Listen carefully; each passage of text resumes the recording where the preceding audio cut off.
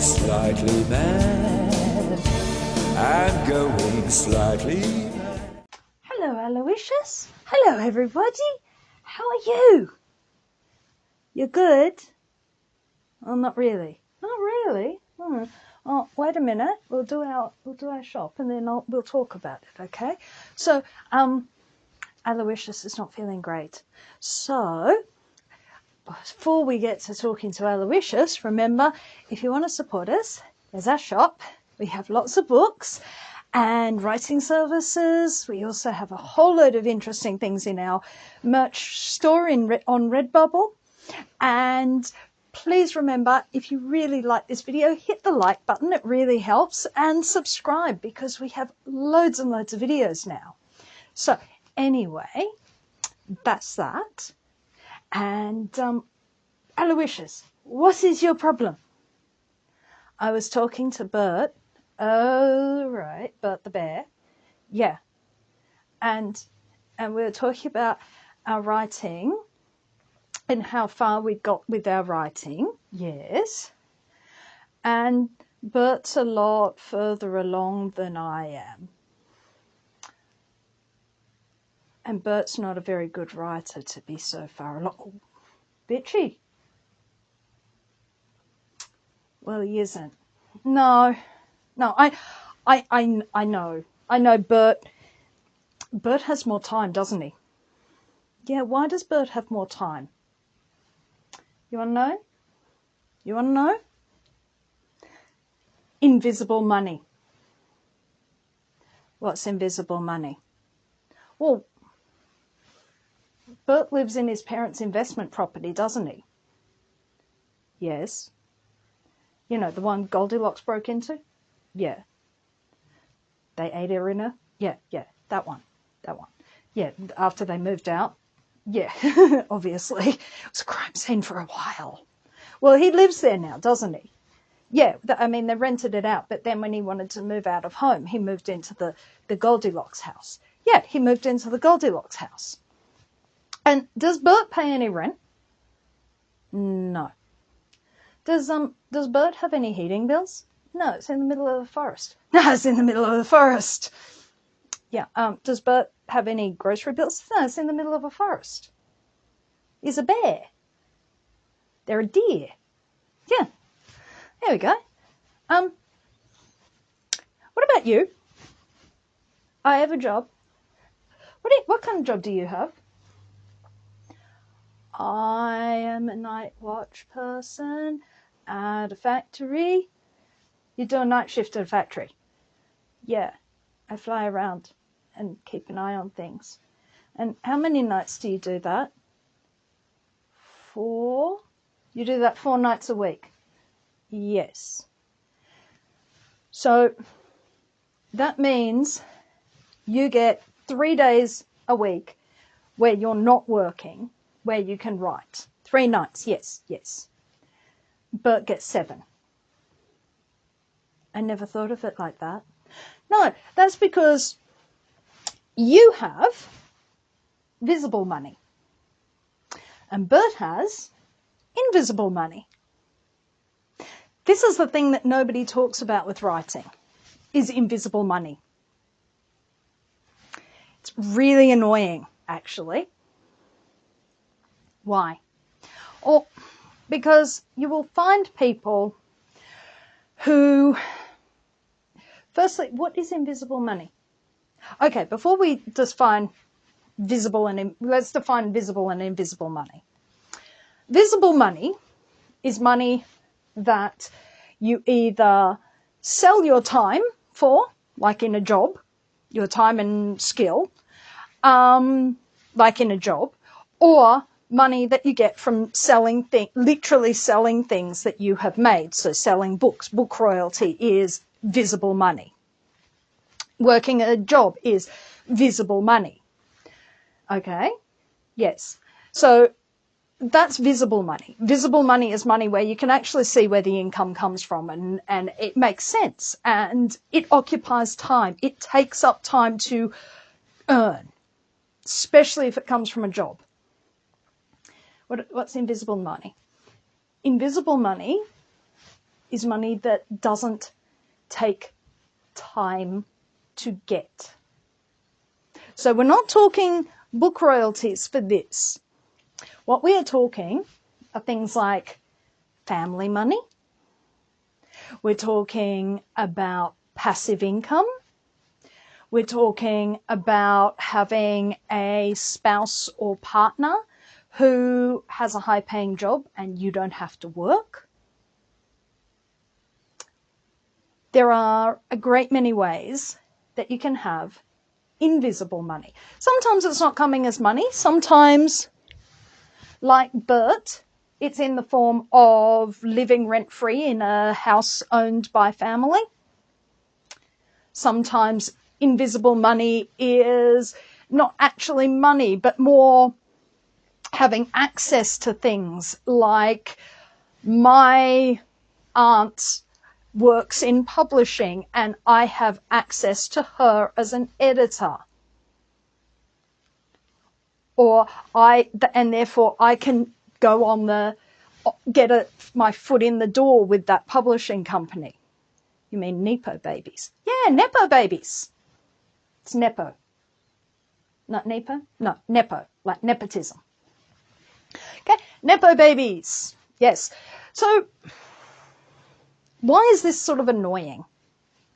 Because it feels annoying, doesn't it? If you only have visible money, if you do not have the bank of mum and dad, if you know that if you don't pay your rent, it doesn't get paid, therefore that has to take priority over your writing. It's frustrating. Yes, it's coming on winter and I have to take extra shifts so I can pay the gas bill. I know that is a real thing for a lot of people. And it does feel kind of galling at times. And it's not that we're saying that the people who have invisible money are not good writers. Patrick White had invisible money. Patrick White came from a very wealthy family. He had invisible money. The Boyds had invisible money. It doesn't mean necessarily that a person is going to be bad at what they do, but it's a level of privilege that is very, very, very rarely acknowledged. And this becomes an issue when people give writing advice. So you know who I see giving writing advice quite a lot, to the point that I actually sort of like, I don't want to see this anymore? Who? John Green. But he's really, really yeah, I know he's really, really famous. You know what they are? Really, really, really smegging wealthy. Oh. I mean, look, good on him for doing what he wants to do. But I do find being lectured, and his videos have a real hectoring quality, by somebody who has invisible money that he doesn't talk about, a little bit, I don't know. Thank you. Not at all. Yeah, it seems a bit like that. Yeah, like, there are other writers that I think, you know, seriously, I think you have invisible money. Neil Gaiman is one. I was looking up his bio. Yeah, I was looking up his bio, and it's like, yeah, it doesn't say exactly, but he has Scientology in his background, and they don't go after people who are on the breadline. There's invisible money there. Especially, you notice, you can see invisible money when people have never had an ordinary job. Like, what's an example of someone who's had an ordinary job? Okay, Terry Pratchett is a journalist. Yes, he had connections. He was able to get into publishing quite early and quite quickly, but he did train and had apprenticed as a journalist. Who else? Douglas Adams. Douglas Adams did numerous other non-writing jobs because he didn't have invisible money. Who else? Jeanette Winterson. Jeanette Winterson has talked about at different times that she has worked in a funeral parlor making up corpses, that she worked a job in a mental hospital because it offered room and board and she was homeless at the time. No money there. No money there. And so you get, the difference is if you're not the beneficiary of invisible money, and invisible money, as I said, it's not just money, it's resources, it's an ability to have connections that are beneficial, these sorts of things. It makes it really hard to take advice from these people because they don't know what it's like to not have those things. They take them for granted because that's how privilege works. Privilege, it's not like you're never going to even out privilege. No, you're always going to have privilege. But it would be a real help, I think, for a lot of people, because a lot of people can feel, especially in the arts, that they're failing because they do all the things these people say and they're still failing, they're still struggling, they're still not getting the time and the space to work because they have to do extra shifts over winter to pay the gas bill, or they had an emergency and they've got to do extra work in their visible money job to pay that bill. Just basic things. Also, there is the fact that if you are working on visible money and you are not making a huge income visibly, that stress that puts you under, that survival stress, that how am I going to pay this bill? Try writing with that. Oh, I know. You know, the closest I've ever come to having invisible money? What? When we all went into lockdown and the government actually paid us money to stay home because our job crapped out. Yeah, because we're casual. Yeah. That's the closest I've ever had to invisible money. It was nice. Though the existential threat of a worldwide plague kind of cancelled out the invisible money when it came to working. And I think that was another thing a lot of people found who had never had invisible money, is if they were lucky enough to live in a country where the government did provide a stipend to stay home during the initial part of the ongoing plague. Yes, the one we're pretending doesn't exist in it. Yeah, that one. Yeah. The stress of that had a tendency to undermine the benefit of the invisible money. So what are you suggesting? Well, there isn't a solution to this, but it is something that as creative people we do actually need to be more aware of and perhaps a little bit more sympathetic to when calls are made for more marginalised voices to come out and publish. Why are there not people who are disabled writing so much? Why are people from marginalised communities not writing so much? Why is publishing so white and middle class? Well, invisible money ultimately is the big thing. Invisible money is a big thing. Why are there not people from marginalised communities? Because they don't have enough, they're not paid enough in their visible jobs to take time to write. Like you are. Well, yeah, I mean, I am really, really privileged that I have a professional job, and therefore I don't have to work every single day of the week in my visible job. So I can therefore start to make income in my business. Yeah, but it's not a lot. No, it's not a lot. That's why I've still got a professional job. Yeah, that's why I still teach. Because I have the skills and the abilities, and it pays me well enough so that I don't have to work 5 days a week and do 40-hour weeks. Purely that. I am going to say that is a privilege. I am very well aware of that privilege, because if I didn't have that privilege, I would go mad. I would go completely and utterly mad without a creative outlet. Like, literally, it would not end well for me. Nobody else would care, but for me it wouldn't be too good. You may be madder than usual. Yeah, madder than usual. So, invisible money is a really huge leg up. And although there are things like grants,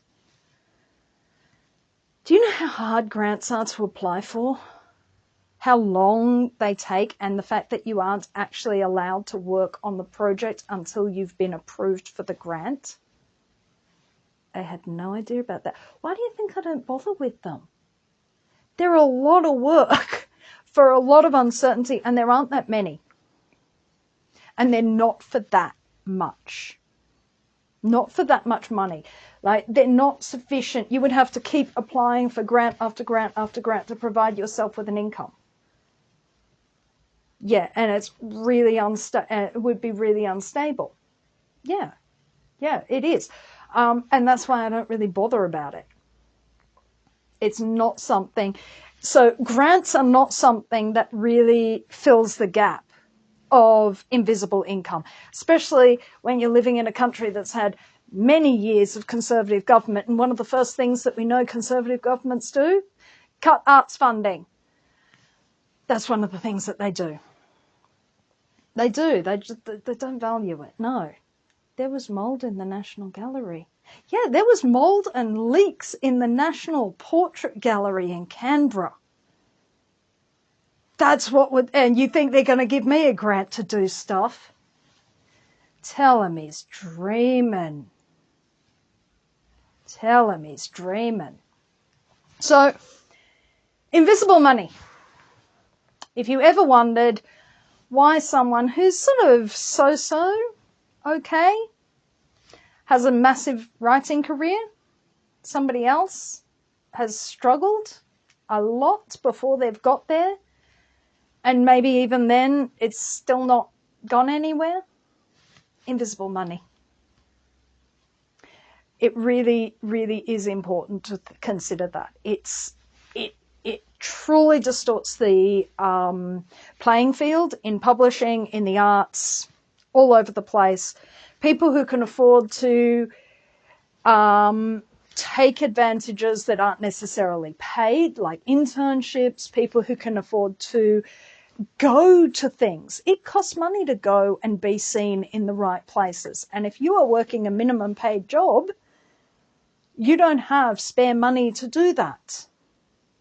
Which means it's much harder for your voice to get out there. And because the voices of marginalised people are so rare, there is also an attitude of what we think marginalised voices should sound like. So if you're a working class person, there is almost an assumption that you're going to write about working class things, and it's going to be a bit dreary and a bit grim. But if you're a working class person who maybe wants to write science fiction, who's going to look at you? Who's going to look at you? How are you going to get the time to do it? But also, how do you open those doors to get there? Fortunately, I have an education, and that's a privilege. I am privileged to have a university level education, and that means that I can put doors in. I can put doors in. And once I put a door in, I can open it for people who I recognise.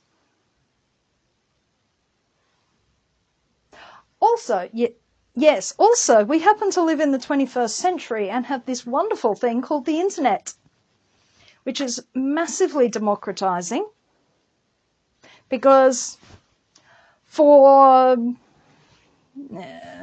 perhaps about $1,000 worth of equipment, yeah, about that, plus costumes, let's say 1,500, $2,000, I can now talk to a whole load of people who I would never have been able to talk to before, in a lot of different places. Yes, that's a privilege. So,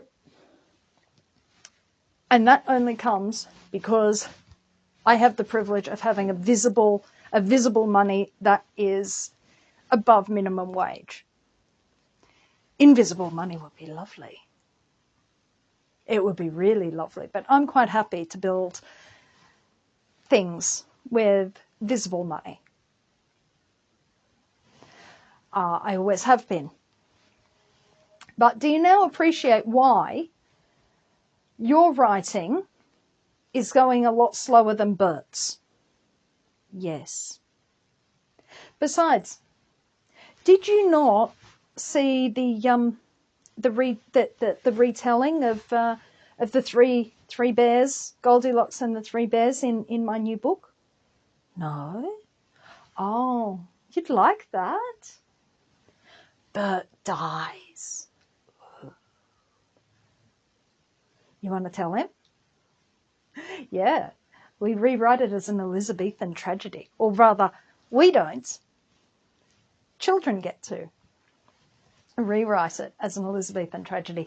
That's what we're working on at the moment. We've been working on our new book, which is for other English teachers, and we will have more information about that in the coming weeks, won't we?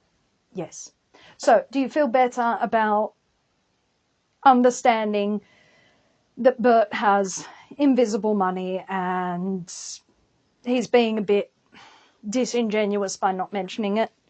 Yes, I'm going to poke him on that next time I see him. Good, good. Poke him on that next time you see him. Yes, yes. And everybody else who's out there working away at your art with visible money only,